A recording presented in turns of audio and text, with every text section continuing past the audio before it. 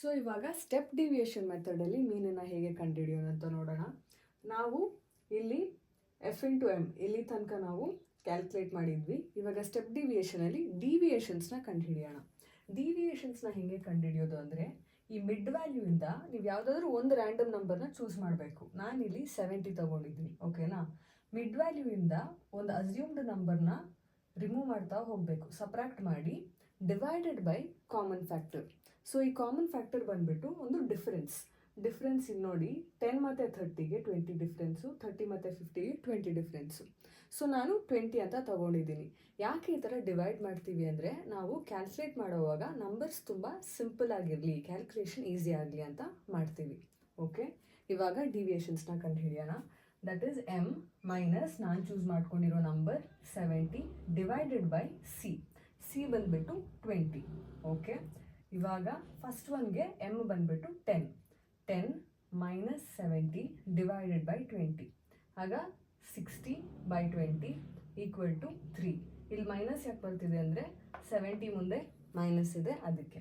So -3 ಸಿಕ್ತು first ಒನ್ಗೆ.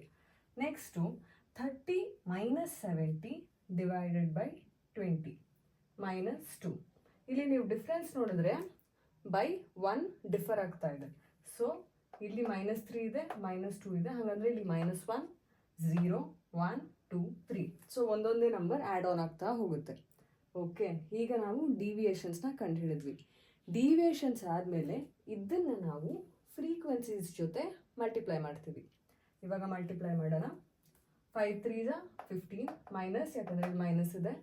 Next 12 into 2 24, 15 into 1 -15, 8 into 0 0, 8 into 1 8, 3 into 2 6, ಮತ್ತು 2 into 3 6.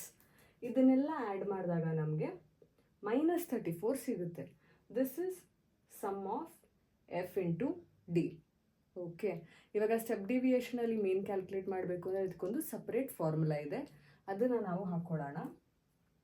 Mean equal to A plus sum of F into D divided by sum of F into C. A ನಾನು choose ಮಾಡ್ಕೊಂಡಿರೋ number ಬಂದುಬಿಟ್ಟು ಕ್ಯಾಲ್ಕುಲೇಷನ್ಗೆ 70. So ಆ 70ನ ಇಲ್ಲಿ ಹಾಕ್ಕೊಳ್ಳೋಣ. Plus sum of F D ಇಲ್ಲಿದಲ್ಲ, ಈ ನಂಬರ್ ತಗೊಳ್ಳಿ, -34 divided by sum of F that is 53 into common factor 20.